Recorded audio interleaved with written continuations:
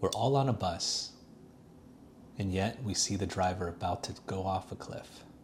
And yet when we look around, it seems no one's saying anything.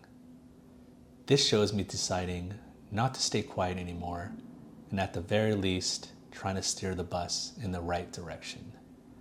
My name is Wei, and this is Way of Reckoning podcast.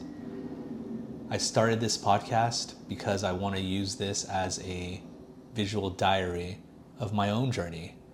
I've just started, asking some deeper questions of what I want to do with my life, and how do I contribute to society. And I think a lot of people are kind of in the same way. And I'm hoping to show that, hey, nothing has to be polished. Episode 1, all I have is my iPhone. I got a little mic, and I have my laptop where I wrote some notes as to things I want to discuss on my very first episode to get people to, see what this channel is really about. And hopefully it will, reverberate with some of you. And if you do, please follow along. And if not, that's fine. So a little segment onto who I am. For most of my adult life, I would say I was a consumer. I just want to consume goods and services, entertainment, go to happy hour, hang out with my friends. And I wouldn't say that's a bad thing. I still feel I was very present. I was engaged. I have great friends and a career that I genuinely suited me. My analytical mind found a natural home in finance. The work I was doing was engaging. I met remarkable people. I have great coworkers I consider lifetime friends. I would say by most external measures, I was doing well. But as I was looking backwards, I feel that I was sleepwalking. I felt I was just going through the motions, and something about it, I feel my friends and my friendships felt vast but light. I was connected to a lot of people, but I felt deeply present with very few. I would say a lot of my friends, I remember making fun of me that, hey, you're only hanging out with us because, we live close to you. And that some of my friends that lived a little further, say, hey, why don't you make the more effort to drive up here and hang out with us? And, and naturally I thought maybe I was just unattached. I was naturally zen.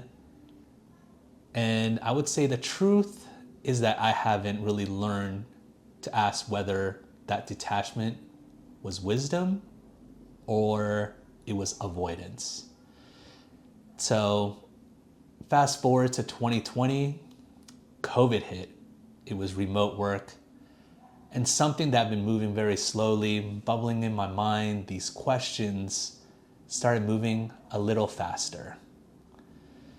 Right after COVID, around 2022, I hit 40. And I think that's really when things started to change. And I don't have a cleaner word. It was just, I was looking for depth. I think the question that I used to ask, whether it was, hey, when's the next music festival? When's the next restaurant we're checking out? When's the next happy hour? The questions were different. I think they were older, more ancient questions. It was actually, what is my impact on this world? How am I affecting my friends, the relationships that no longer serve me? And which ones can I not live without? What do I actually value? I never asked these questions of myself in my younger days. And what do I not value? Not what my career rewarded, but what I genuinely believed matters. And I would say one of the things that in my 20s was I never really called my parents very much. My mom would always call and I would always answer, and we would talk for a few minutes. And my mind would always just, want to do my own thing. But as I grew older, in my 40s, I see my parents as human beings. Of course, they've always been human beings, but I see them more as people with their own flaws and goals and aspirations, and I really felt this level of empathy and gratitude of pretty much what they did for me when I was growing up. And I think that depth started a catalyst with even my friends. I started putting a lot more effort into hanging out with friends, that we would travel.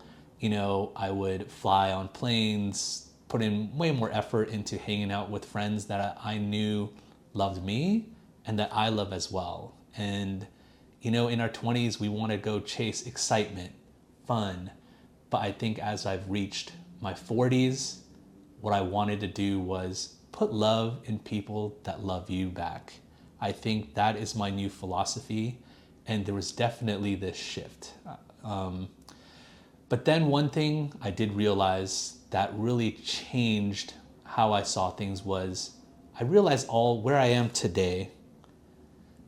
Most decisions of my life, my career, where I lived, how I saw the world, were made by my 20-year-old self. And I don't know about you guys, but 20-year-old Wei was not the smartest or the wisest person. I think by most regards, I would say my friends, he was a hedonist. He just wanted to go out, have fun with friends, go to happy hour. I think that was the focus of his life. And I realized that, things that happened before, he didn't really have the tools to process like all the things that he needed to really foresee where he should be going. And we had, I would say cultural biases, how you grew up. I was raised by a very traditional Asian family. My mom was in finance. My dad was an engineer, so very stereotypical. So from an early age, what success meant was you got straight A's in school, you went to a good college, you got a job, a little safe job in, accounting, engineer, or a doctor, but you always, never really told to express yourself. You want to keep a low profile. You want to max out your 401k and retire at 65. That was what was sold to me and conditioned in me as what true success was. So when I was 20, I went to school. I went to a decent university. I got a job in finance. I maxed out my 401k. And I felt like I was just kind of in this repetitive set it and forget it mindset. And to be honest, I wish someone would have told me when I was in my 20s, you should make decisive decisions when you're young, but always check in to see if you're heading in the right direction. I would say every 5 years. I wish I would have assessed where I was at 25, at 30, and 35 as well. And I would recommend whoever's watching this, no matter how young or how old you are, reassess your life a little bit. At the very least, every 5 years, because things take time to do. You want to go to college, that's 4 years. But do reassess your time. And as I look back, I don't regret anything that I've done, but 20-year-old Wei, he did the best that he could, and I am truly grateful he made some of the decisions of meeting the friends that he did, some of the decisions he made. A little ashamed of some decisions, but hey, that's everyone. And we shouldn't regret everything we did, but we must learn that, now we owe it to ourselves, to all of us, to revisit some of the decisions with the experience we have now. We can't just set it and forget it for the rest of our lives. And I've really came to that realization. Once I hit my 40s, I was like, hey, 40 is still relatively young. Let's ask some questions of what we want to do with our life in the next 20, 30, 40 years of our life. So what made me start this podcast?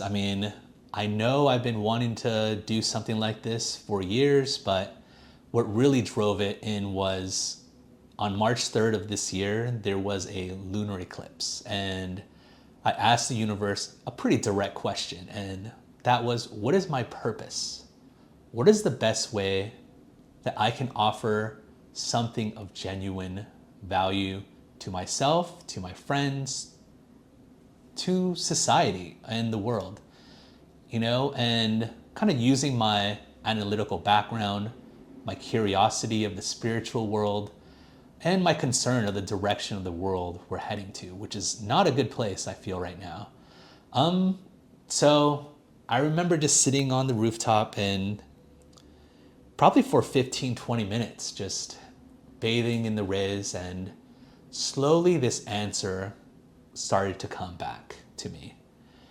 And the answer was this, document your search. Start your process, use the tools that you have as an analyst, as a spiritual seeker, and as someone, your friend comes for guidance, and apply it to change political policies and how society operates for a brighter future for all. And that seems pretty vague, but I felt the only way, that can really do it is to start a podcast.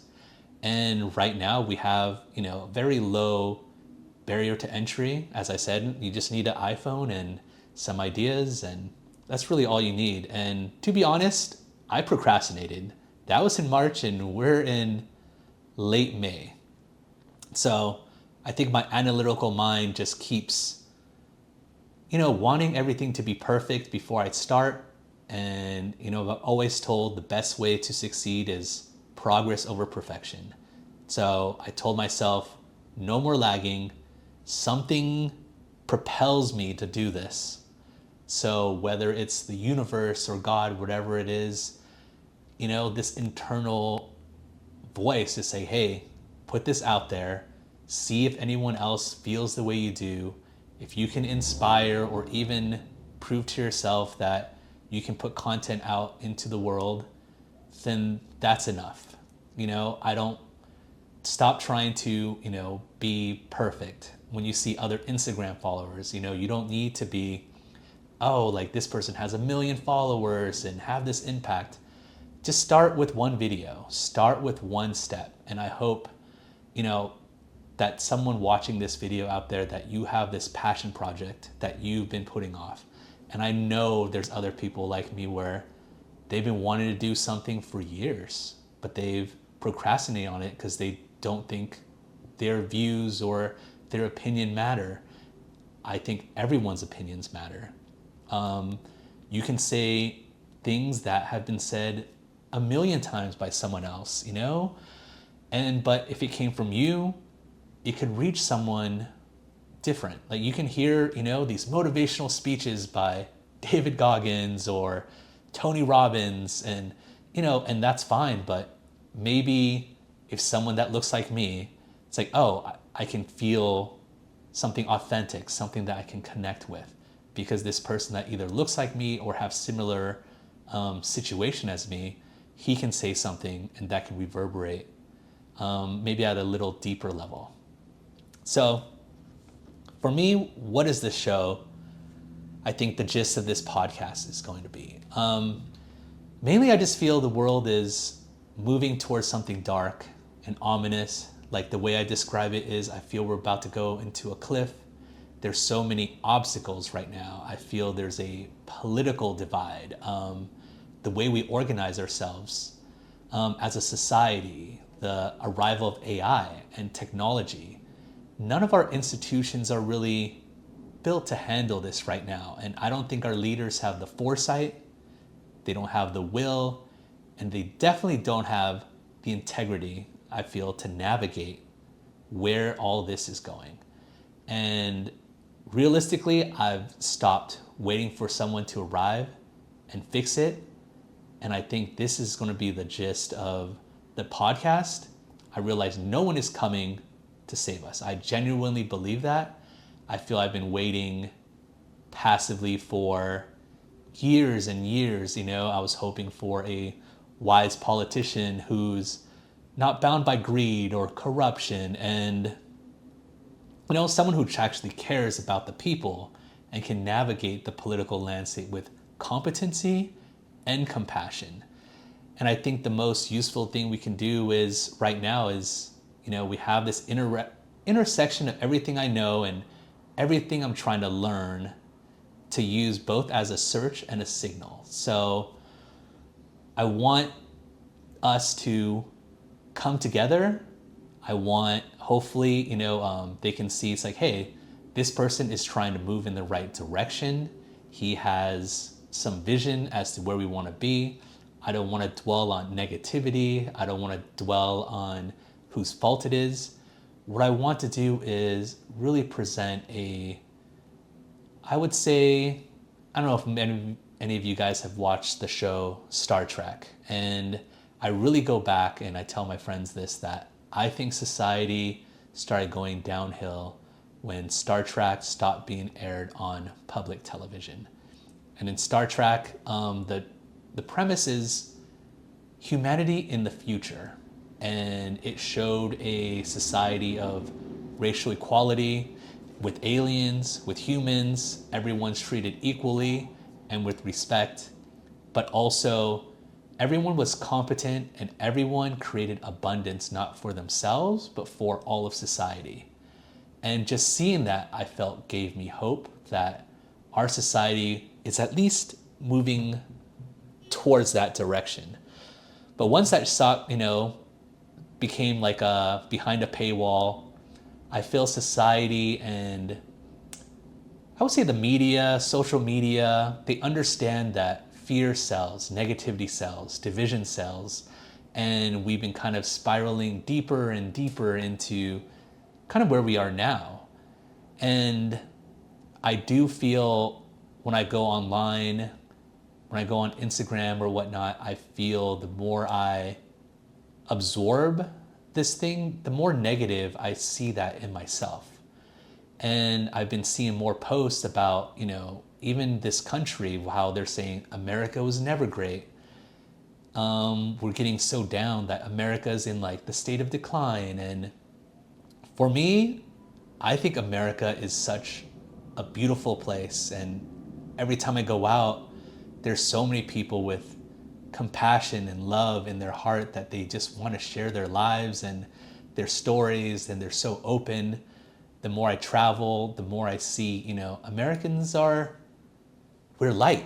Like we want to share and, we are very empathetic.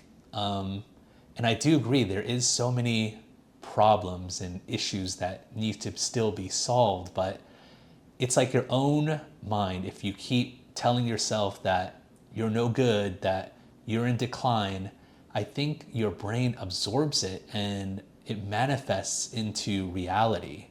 And I feel the same with a country, a society. Like our general psyche is kind of just speaking negatively about ourselves. And for me, like I want to use this platform, be like, hey, there are issues in America.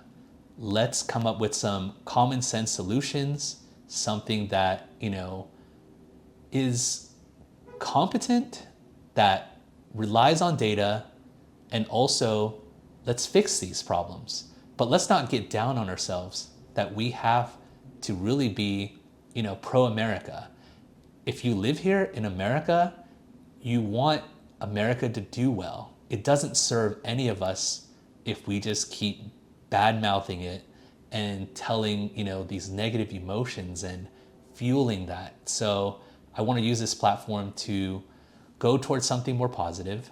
I think if I can be positive and we can convince others to be positive, that, we can start getting change towards the right direction. We need to, keep politicians accountable. And I think in our later episodes, like I want to really dig deep into what is causing our division, what policies can we do, and the general mindset that we need to really, like I said, steer the bus in the right way. So in conclusion, I just feel like, if anything what I said connects, feel free to comment, things that I can improve on. Like I said, this is only my first episode. I know there's a lot of things that I can improve on, the way I speak, the way I present myself, the lighting, the audio. Feel free to, give me tips and tricks of the trade if you guys also have YouTube channels as well. And this is going to be the gist of it, and this is going to be where the search begins. And I just want to turn the wheels of Waves from the Cliff. So if this syncs with how you feel about the world and yourself, please continue watching, and I'll post more episodes coming up. Thank you.